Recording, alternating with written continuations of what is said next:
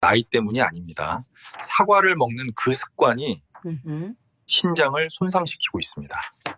오늘 아침 건강에 좋을 거라고 생각하며 사과 한 조각을 잘라 드신 적이 있습니까? 하루에 사과 하나만 먹으면 몸이 늘 건강하고 신장은 항상 안전할 거라고 믿어온 적은 없으신가요?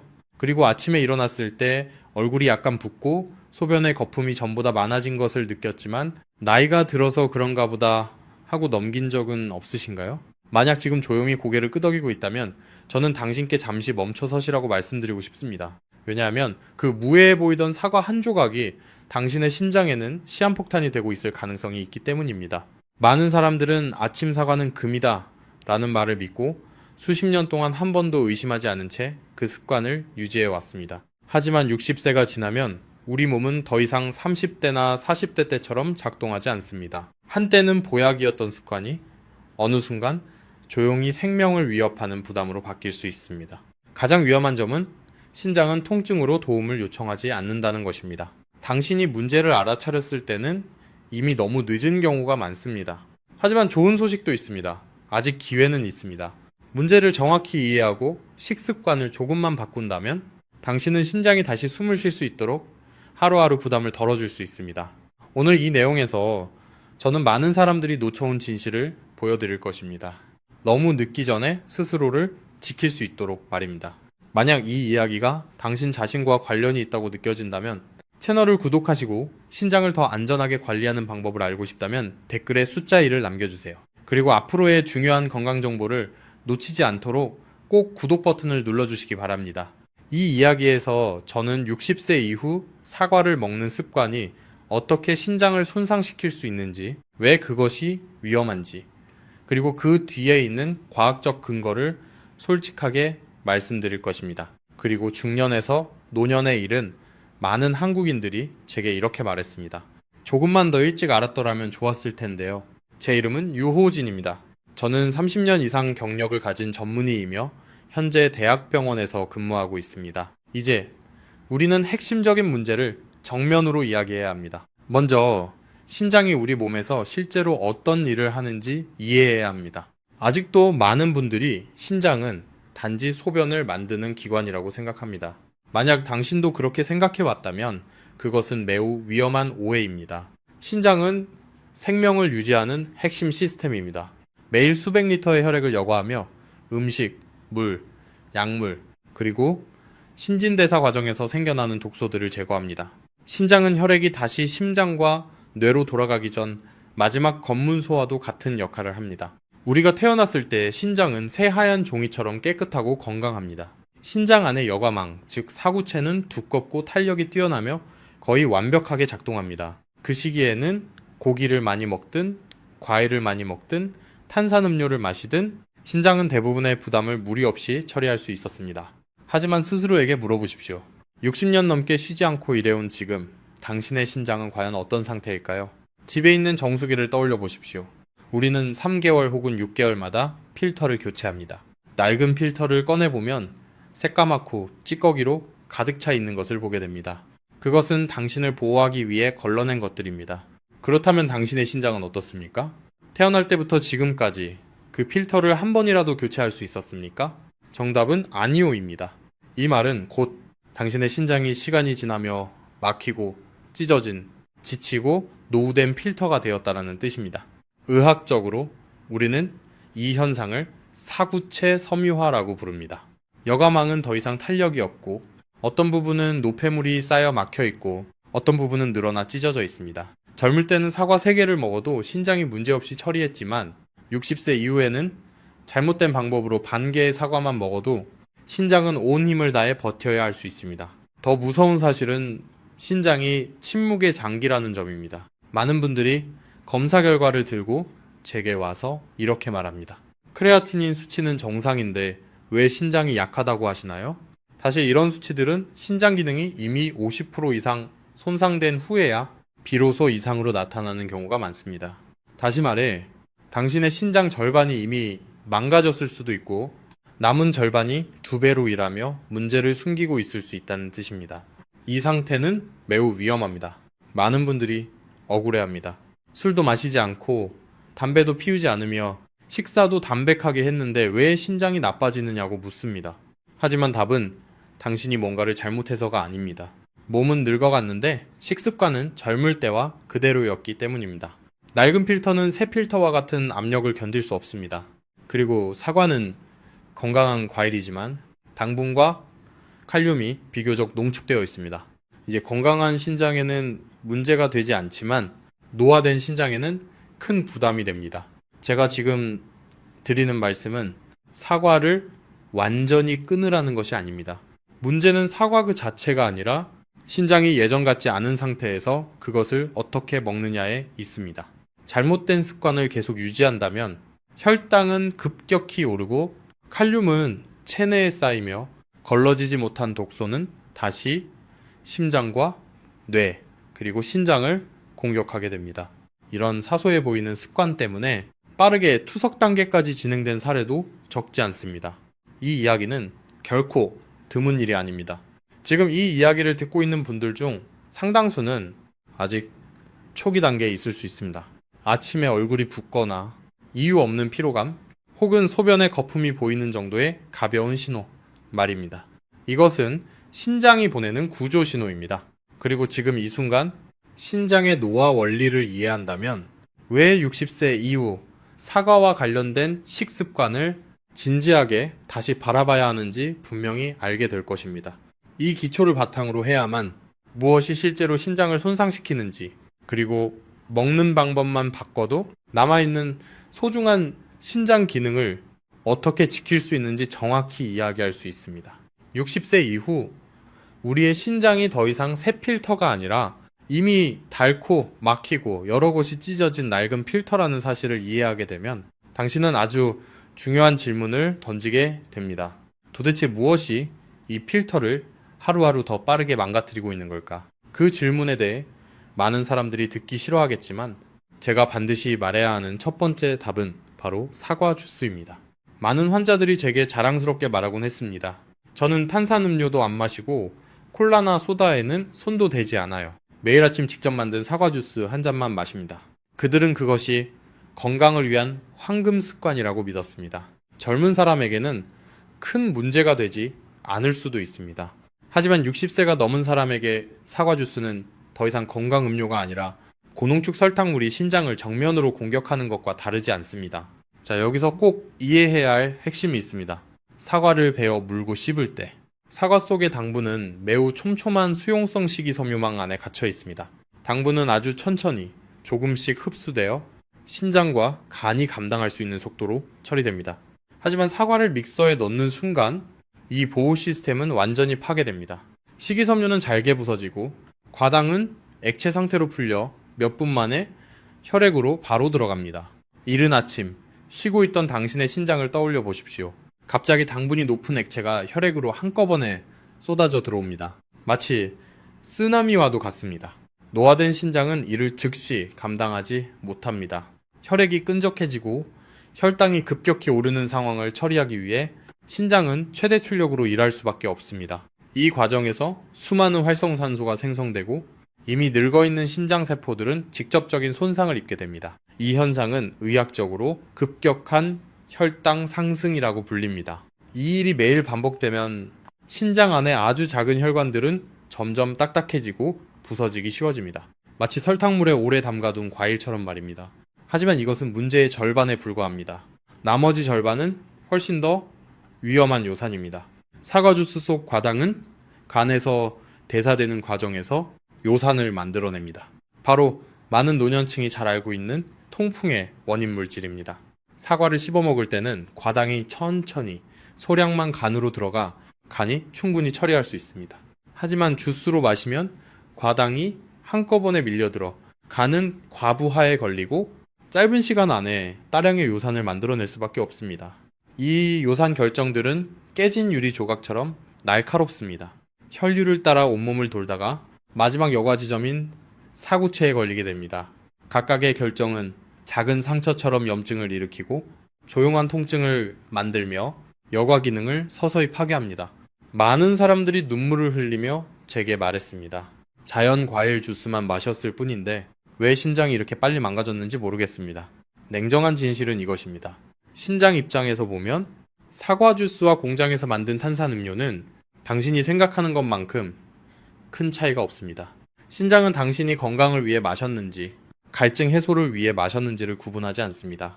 그저 감당할 수 없는 부담이 들어왔다는 사실만을 알 뿐입니다. 만약 냉장고에 아직도 사과 주스병이 있다면 지금 당장 멈추십시오. 아깝다면 아이들에게 주십시오. 당신에게는 편리함이 언제나 매우 비싼 대가를 요구한다는 사실을 반드시 기억해야 합니다. 이제 사과 주스의 위험성을 충분히 이해했다면 저는 더 이야기해야 할 또 하나의 습관이 있습니다. 오히려 훨씬 더 흔한 습관입니다. 바로 저녁에 사과를 먹는 것입니다. 많은 사람들이 저녁 식사 후 입안에 단맛이 남아 반 개의 사과를 깎아 먹으며 그것이 건강한 선택이라고 생각합니다. 하지만 60세 이후 이 행동은 밤새 신장을 고문하는 것과 같습니다. 인체는 생체 리듬에 따라 움직입니다. 밤이 되면 소화 기능은 느려지고 각 장기는 휴식 모드로 들어갑니다. 사과에는 팩틴이라는 수용성 식이섬유가 매우 많습니다. 낮에는 장을 깨끗하게 해주지만 밤에는 장 운동이 줄어들면서 발효되어 많은 가스를 만들어냅니다. 사과를 저녁에 먹고 누웠을 때 배가 더부룩하고 불편하며 가스가 찬 느낌을 받은 적이 있을 것입니다. 그것은 결코 사소한 일이 아닙니다. 이 가스는 복부를 팽창시켜 횡격막을 밀어올리고 당신의 수면을 얕고 불안정하게 만듭니다.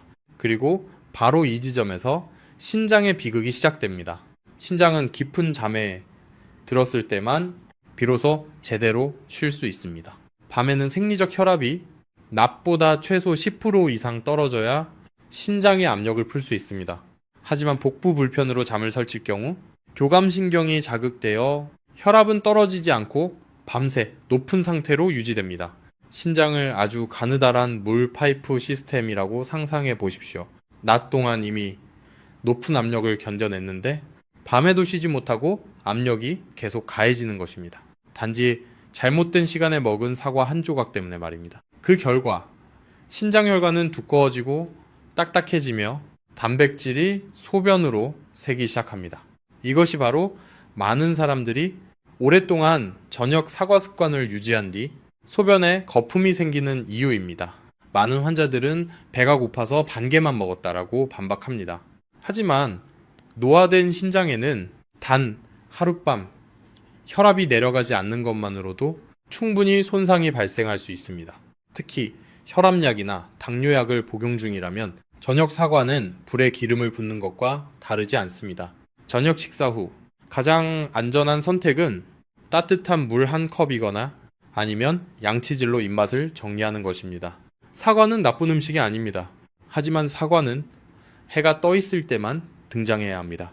해가 지면 사람뿐만 아니라 신장 역시 조용히 잠들어야 합니다. 사과 주스와 저녁에 사과를 먹는 습관에 대해 듣고 나면 많은 사람들은 안도의 한숨을 쉬며 이렇게 생각합니다.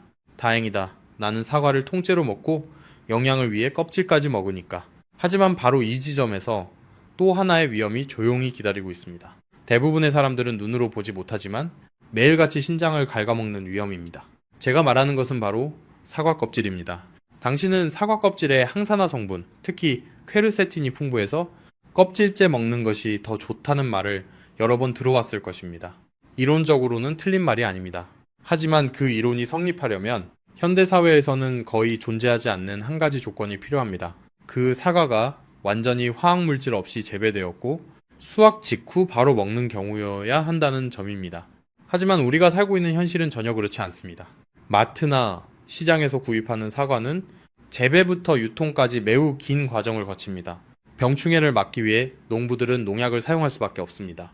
보관 중에 시들지 않고 껍질이 변색되지 않으며 겉모습이 반짝이도록 하기 위해 표면에 식품용 왁스를 코팅하는 경우도 많습니다. 이 왁스는 안전 기준에 따라 허용된 것이지만 그 안전함은 간과 신장이 건강한 젊은 사람을 기준으로 한 것입니다. 60세가 지나면 당신의 몸은 예전처럼 해독할 수 있는 능력을 갖고 있지 않습니다.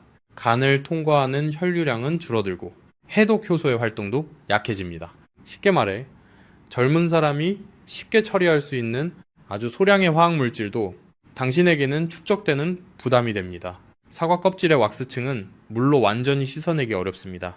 오히려 그 아래에 있는 농약 잔여물을 갑옷처럼 붙잡고 있을 수도 있습니다. 당신이 좋은 일을 하고 있다고 믿으며 사과 껍질을 씹어먹는 순간 이 화학물질들은 곧바로 위로 들어가 이어서 간으로 전달됩니다. 노화된 간은 이를 처리하려 애쓰지만 감당하지 못하면 남은 부담은 신장으로 넘어갑니다. 이미 마지막 필터 역할을 하고 있는 신장은 원래 몸에 들어오지 말았어야 할 독소까지 떠안게 되는 것입니다. 많은 사람들은 소금물이나 베이킹소다로 사과를 씻거나 유기농이라는 표시가 붙은 비싼 사과를 사려고 노력합니다. 그러한 노력은 충분히 존중받을 만합니다. 하지만 60세가 넘은 환자들에게 저는 항상 더 신중한 조언을 합니다. 그 사과가 100% 화학물질이 없다고 확신할 수 없다면 껍질을 벗기십시오. 비타민을 조금 잃는 것이 신장에 독소를 더 쌓이게 하는 것보다 훨씬 덜 위험합니다. 비타민은 다른 채소와 과일로도 충분히 보충할 수 있지만 신장이 손상되면 되돌아갈 길은 없습니다. 이 말을 듣고 많은 분들이 아쉬워합니다. 하지만 이렇게 단순하게 생각해 보십시오. 매일 사과 껍질을 벗기는데 몇 분 더 쓰는 것은 신장의 수명을 몇 년 더 늘려줄 수도 있습니다. 이것은 충분히 가치 있는 선택입니다. 사과와 관련된 3가지 주요 위험을 설명한 뒤 저는 아직도 생생하게 기억하는 한 실제 사례를 당신께 들려드리고 싶습니다. 그 주인공은 60대 초반의 한 남성이었습니다. 은퇴 후 그는 매우 건강한 삶을 살겠다고 결심했습니다. 술도 마시지 않고 담배도 피우지 않았으며 매일 아침 자신이 신뢰하는 곳에서 산 사과 주스 2팩을 마셨습니다. 저녁에는 밥을 줄이고 과일로 대신했는데 그 중에서도 사과를 가장 자주 선택했습니다. 그에게 그것은 완벽한 생활 방식이었습니다. 하지만 어느 날 아침 얼굴이 유난히 심하게 부어있는 것을 발견했습니다. 소변에는 거품이 너무 많아 변기 바닥이 보이지 않을 정도였습니다.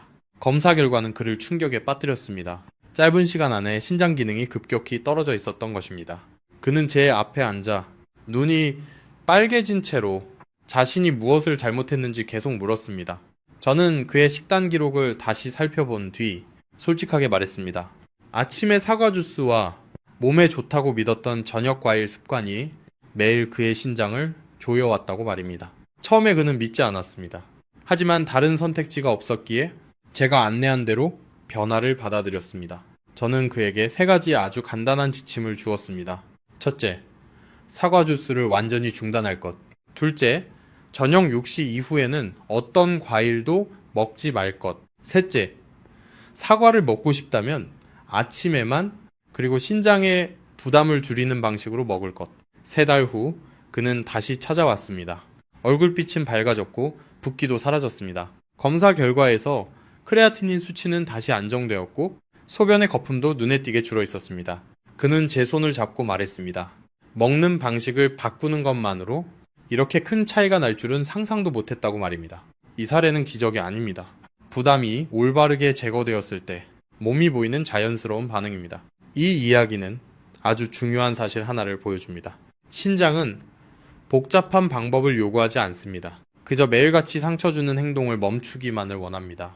이 원리를 이해하게 되면 식사는 단순히 무엇을 먹느냐의 문제가 아니라 어떻게 그리고 언제 먹느냐의 문제라는 것을 알게 됩니다. 그리고 바로 그 기초 위에서야 비로소 노화 단계에 들어선 몸에 맞게 신장의 부담을 덜고 더 안전하게 보호할 수 있는 진짜 해결책을 이야기할 수 있습니다. 어떤 습관들이 신장을 조용히 손상시키고 있는지 명확히 이해하고 나면 많은 사람들은 불안해지며 이렇게 묻기 시작합니다. 그럼 이제 나는 사과를 아예 먹을 수 없는 건가요? 이에 대한 제 대답은 언제나 같습니다. 먹을 수 있습니다. 다만 신장을 지치게 하는 방식이 아니라 부담을 덜어주는 방식으로 먹을 때만 가능합니다.